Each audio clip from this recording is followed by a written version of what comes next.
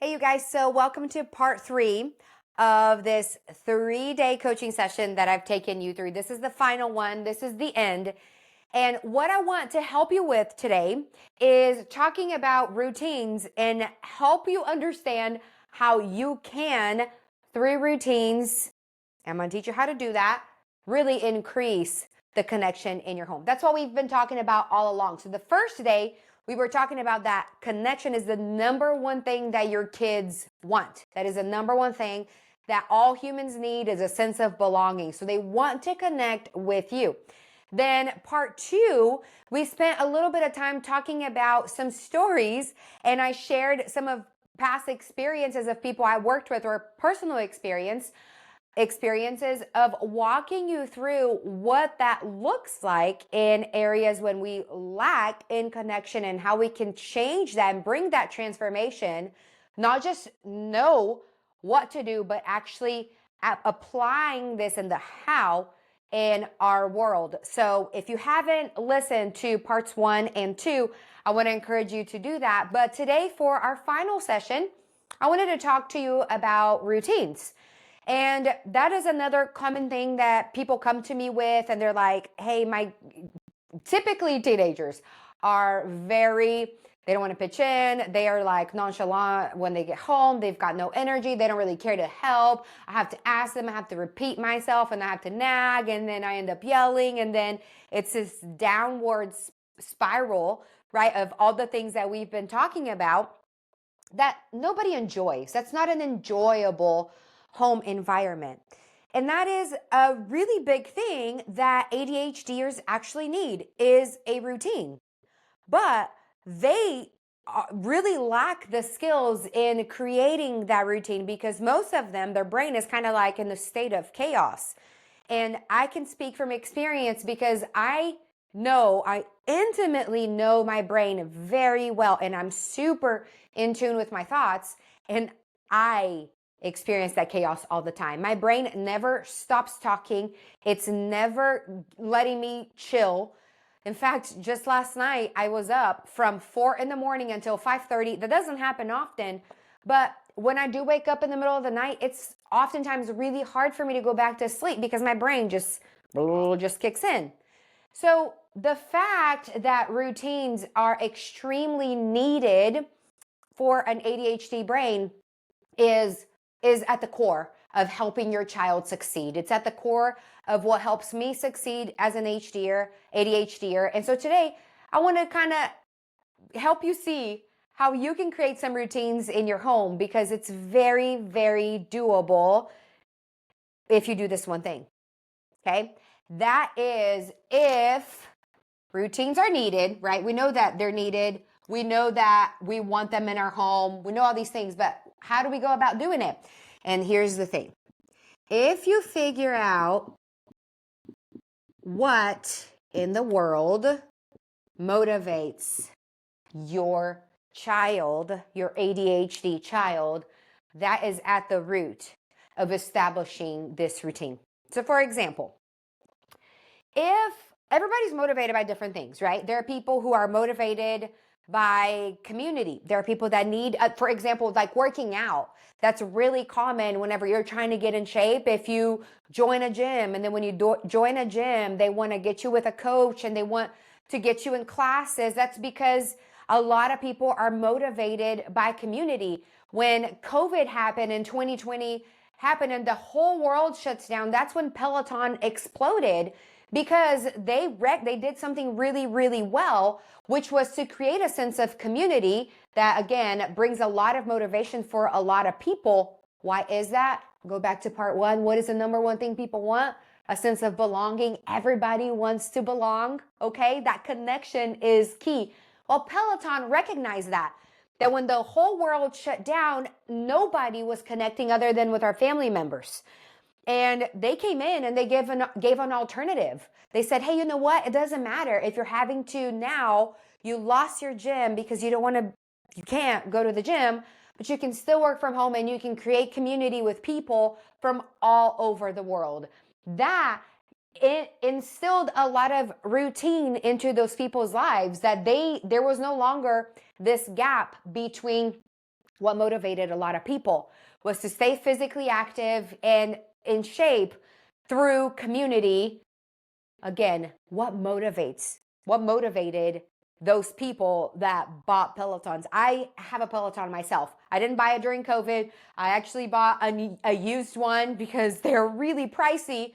But I do love riding my Peloton because it's whenever I need it. It's like really convenient for me. But again, I can stay motivated to stick to my routine because it's more of a convenience factor for me. It's what I need in this season of life. But talking about routines with your kids, what motivates your kid to have, like, to be organized, to stay in tune with their emotions and how they communicate with their siblings? What keeps them motivated to have a school routine or a homework routine? What keeps them motivated with, is it grades? Is it because they don't want to be made fun of? Is it because they don't want to, like, you fill in the blank. I don't know what it is for your kid. They don't want to be the bench warmer. They want to actually get time to play. Finding your child's intrinsic motivation, what really motivates them to search for that change that then helps them stick to their routine. That's really, really big.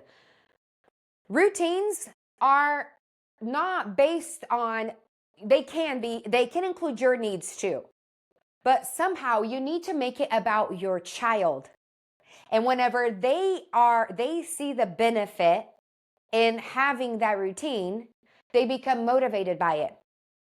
So I want to give you an example. If you have a child who, this is somebody in our Mom IQ community right now, we're opening the doors on Monday for our founding members launch. But I have this one mom in particular that's already been in our community, and she is struggling with this in particular. And so that's why I wanted to touch on it, because I know of someone who has an ADHD child currently struggling with this. So she's like, man, we all get up and we get going in the morning. She has several kids. And so I have this one kid who doesn't want to get up. And I haven't even told her this yet. So hopefully she'll watch this and she will partake in the application of this information I'm about to bring, because she will actually, because I'm going to give her a shout out personally and tell her to come watch this training. But finding what helps your kid, what motivates your kid to get up in the morning, because this family is a homeschooling family. And so that is a lot more flexible with the morning routine. And a lot of times people take advantage, so kids can take advantage of this chill environment. So here is a thought, an idea to handle this one situation. So this child wants to stay in bed. And here's a couple of questions that I would ask. Why is this child choosing to stay in bed? Is it because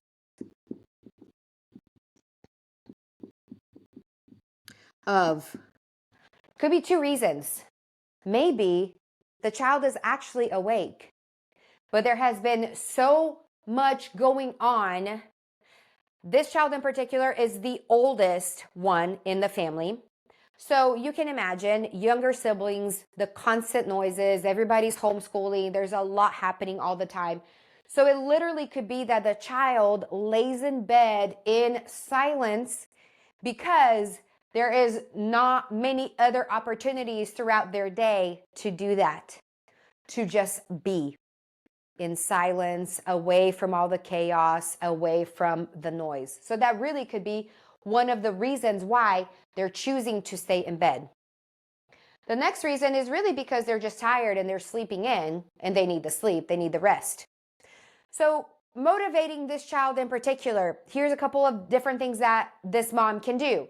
If it's because of the first reason, if it's because this child is needing silence, this mom can motivate this child by creating a routine within the home at some point in the day where it is the chill time, the like silence, everybody is rest time.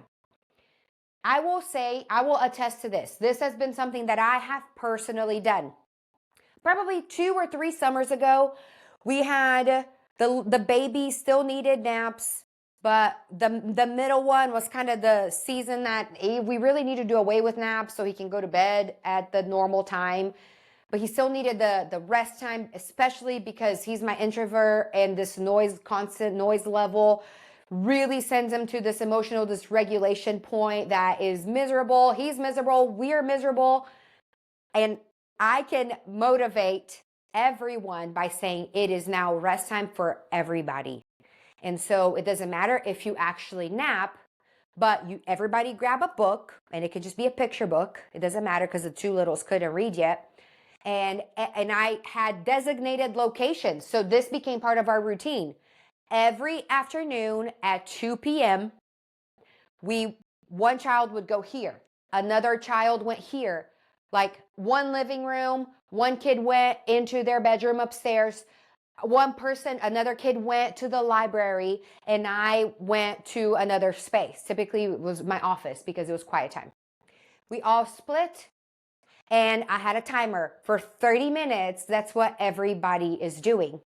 And so that would motivate the child to stick to the routine of, hey, in the morning, I can wake up when the whole family is waking up, because it is part of our schedule. It is part of our routine that a moment of silence, a moment of downtime is going to be incorporated in our day. That would be one of the things that could motivate the child if they're staying in bed because they're needing this silence. Another one could be that the child really is tired. They're growing developmentally, they're needing more rest. One of the things that you could do, and to bring in that morning routine of everybody waking up at the same time and getting going at the same time, would be, okay, if you are needing, if you're tired, like if you're needing more sleep, that's totally fine. I get it. I go through seasons that I need sleep too. I know that you have had a lot on your plate right now. Emotionally, you're going through a lot of physical changes in your body. Here's one of the things that I want to suggest. Would you like to try this out? And again, you're not telling them, right? This isn't forceful. You're trying to get to their motivation. You're trying to show them the benefit of why this would be helpful. So you're tired. So at the end of the day, guys, so for the next month, you can change the entire family's bedtime to 30 minutes earlier. And so this person is not singled out. It's not just about that person, but our family, we're needing more rest because we've been in the season of go, go, go. Maybe you're planning a church. Maybe you started a co-op. Maybe it doesn't matter what's going on, but the season that your family, the whole family is in, we're all needing more rest. So we're going to start going to bed. Instead of going to bed at 9 p.m., we're all going to go to bed at 8:30. And even if you don't fall asleep right away, then you're still creating this moment of silence, this moment of rest, this safe haven for all of the children to go to bed. And it's likely that that one kid who has been tired, who has been sleeping in because of needing more rest, that they'll fall asleep quickly. Whenever their head hits the pillow, they're probably out. So again, when it comes to routines, it's about figuring out what motivates the child. I have a child, my oldest son, Levi, who's an athlete. He plays soccer. He plays at a really competitive level. We do a lot of traveling with him. But what happens to him in particular, and I bring this lesson to you, that by watching him, I'm like, man, so me as a lifelong learner, I'm studying my own child, and I'm constantly challenged by him and learning from him. And then I take this observation and I'm like, why is it? What is it that he wants so, like, what makes him tick? What keeps him so disciplined and so determined? And that's because there's motivation tied behind it. And then if you go read psychology behavior of human nature, they are motivated by the growth mindset. So in our home, we try really hard. Carol Dweck is a researcher and psychologist, and what she talks about is the fixed mindset versus the growth mindset. And if you have a fixed mindset, it's, hey, this is who I am. I don't like waking up. I'm not a morning person. Okay, so going along with this example that I talked about with the sleeping in. I'm not a morning person, so I do not wake up early. Well, that's a fixed mindset. A growth mindset, on the other hand, is one who's willing to try new things. Just like, okay, well, I do need a better routine. I know that the family is trying to get together and get going for our morning devotional. We're having breakfast as a family, whatever your family needs. And then you bring in this growth mindset as a family, that we are always looking for ways to improve. So I learned that by studying my son. And I realized that the reason why he has such a disciplined state of mind is because he's highly motivated by his passion for soccer. Not only that, what keeps him motivated is the stewardship that Josh and I have invested in him by walking this out with him.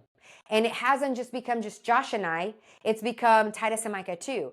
As a family, we all support his dream and ambition. So because of that, he is motivated by seeing that we all stand with him, we all cheer for him, we all believe in him and partner with that. And because of that intrinsic motivation, that internal motivation that he has, and the external motivator that we all are to partner with him, that we all take ownership of this huge dream with him, he then creates amazing routines. They are not set by me. I don't have to tell him, hey, this is what your day needs to look like. From 8 to 8:30, this is what you do. From blah, blah to blah, this is what you do. And then here and here, this is what you do. What I do is just remind him, because he does have ADHD, I just remind him what he has for that day, or sometimes it's for the week. And I tell him, hey, this is what you have going on today. Just make sure, you know, that you get it done or whatever. And he's like, yeah, Mom, I'm about to go do this. Mom, I'm about to go do this. Mom, now I got to go take care of the dog, because he dog sits too. So he creates his own routine based on his needs, that because there's such a deep motivation tied to it, I don't have to nag. I don't have to yell. I don't have to stay on top of him. He is 14 years old, a little tornado. If you know Levi, if you follow me on social media, you've seen me talk about him. You can tell where he's been in the house because there's leftovers. There are remains of Levi everywhere he's been. Okay?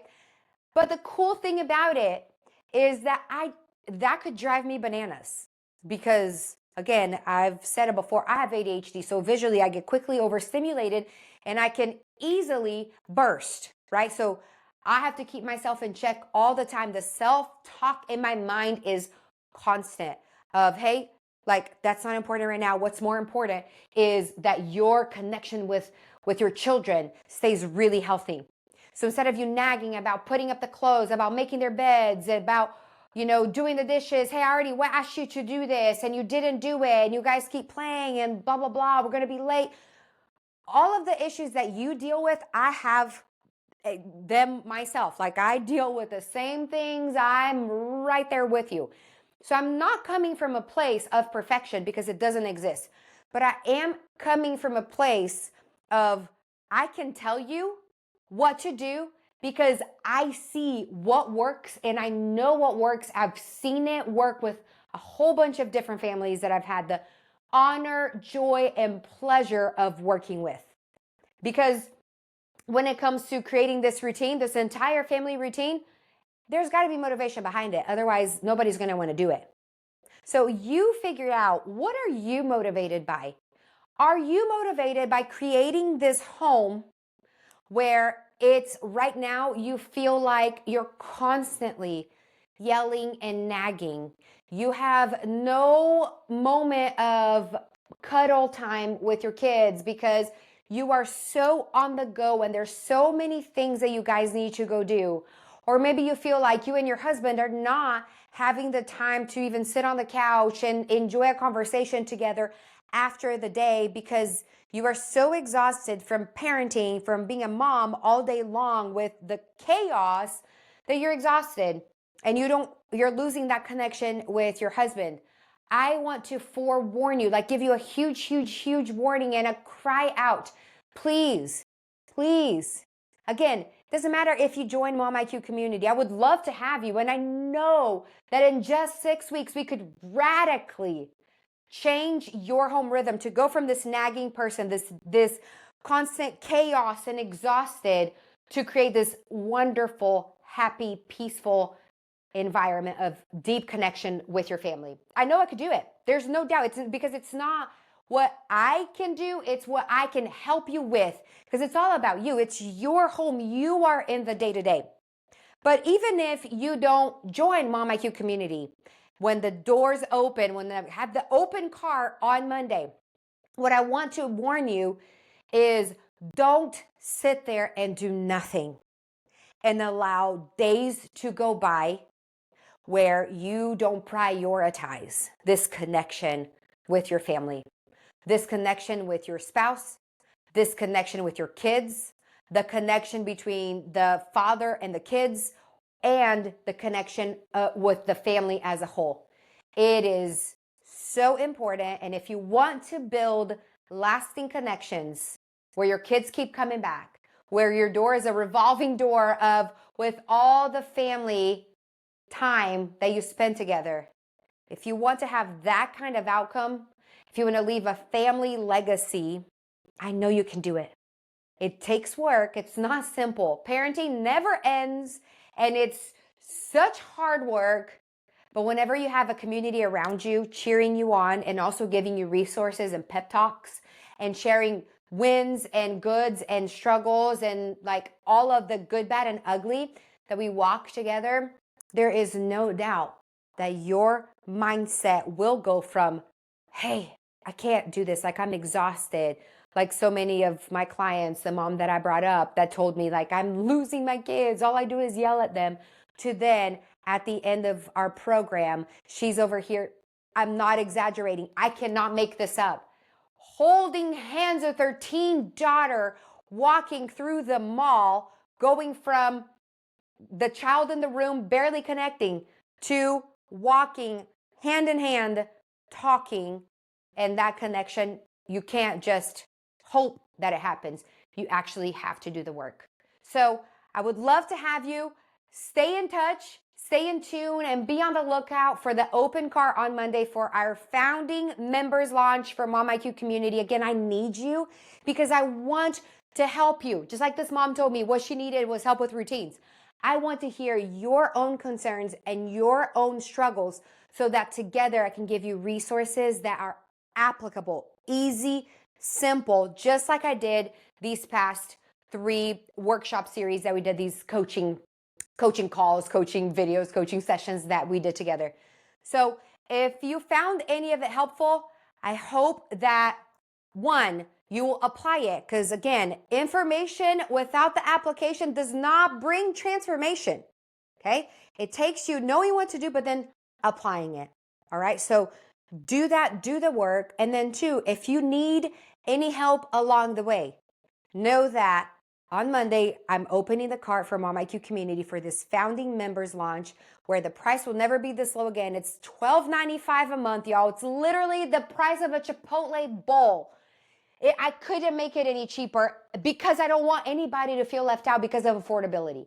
I wanted to make it extremely doable, but just because it's only $12.95 does not mean that it won't wreck your world. It'll radically shift your entire home rhythm. So join us, be on the lookout for that, and I will see you guys next time. Hope this was helpful.